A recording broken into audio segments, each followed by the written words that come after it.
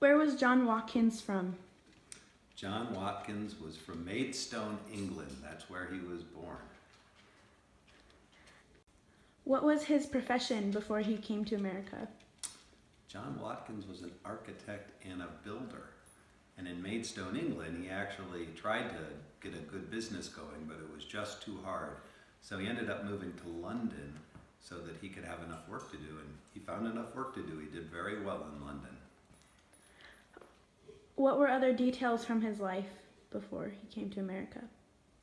Well, John Watkins was from a nice family. He had a close family. He loved his mom and his dad, and he had at least one sister, and they were very close. But when John Watkins moved to London, he became involved in a club that was associated with what he did in construction and architecture. And one day after the meeting they were having in this hall, some Mormon missionaries came to the hall, and his friends convinced him to stay and hear what the Mormon missionaries had to say. And he was kind of against the Mormons. He'd known about them and he wasn't real pleased with them. But he stayed and he watched and heard what they had to say, and he became convinced that that was the true church in his mind. And so he ended up becoming a Mormon. He only had one problem with what they taught, and that was around what the Mormon missionaries called the gathering, which was having all the Mormons that were baptized move from whatever country they were in and go to the United States, to Salt Lake City. John Watkins had a problem with that. Why did he want to come to America? Well, even though he had this problem about the gathering of the saints in Salt Lake City, John Watkins received a blessing from one of the missionaries, and in the blessing, the missionary said that John Watkins would have a strong testimony that the gathering was real and that he should come and go to Salt Lake City. And indeed, he did exactly that. He changed his mind and he became convinced that the thing he needed to do was to cross the ocean and come to the United States. So he sold everything that he had so that he and his wife and his two children could then go from London, or from England, to the United States. Where did he leave from? He actually left from Liverpool, England, from the same city that the Beatles left England, although he did it many, many years before the Beatles did. Who did he travel to America with?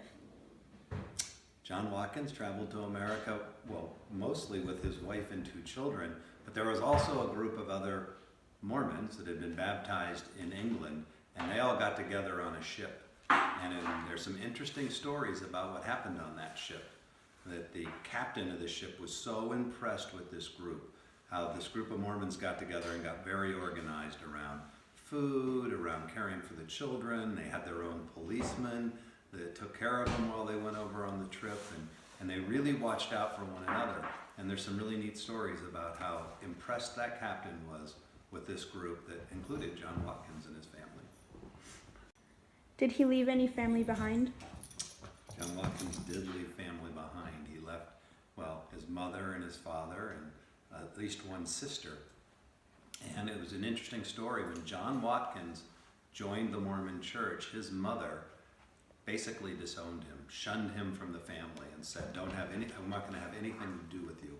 And from stories that he heard later from his sister, we know that he wrote letters to his mother, and his mother wouldn't even open the envelope. She just burned the letters and never read it. So she did. She shunned him for him becoming a Mormon.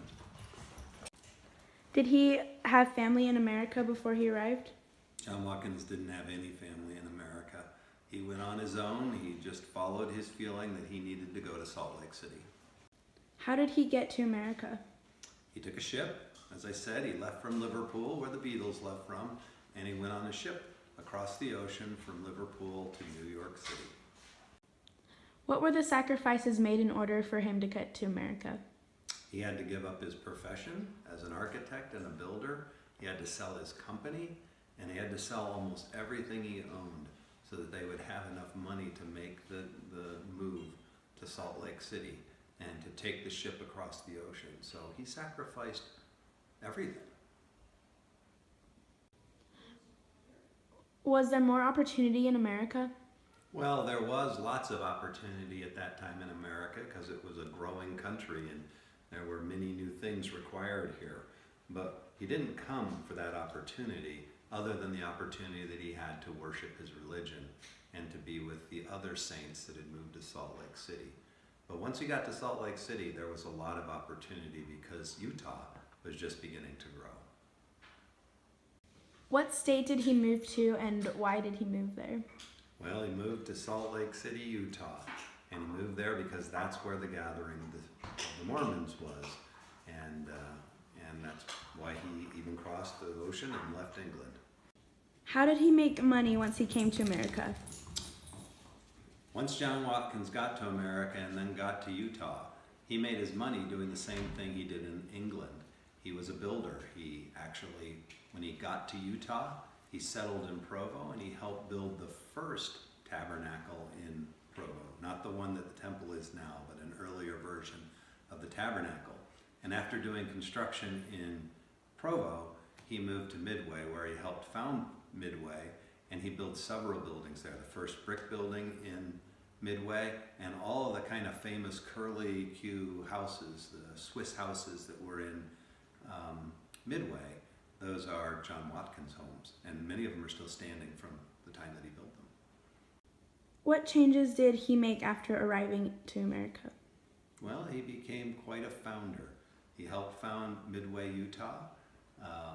He was married already, but he had several children, and one of them just so happens to be my great-grandfather, because John Watkins was my great-great-grandfather. So was it changes? Yeah, he was doing things a little bit differently, but he really kept doing what he knew how to do and became a great founder of Midway, Utah.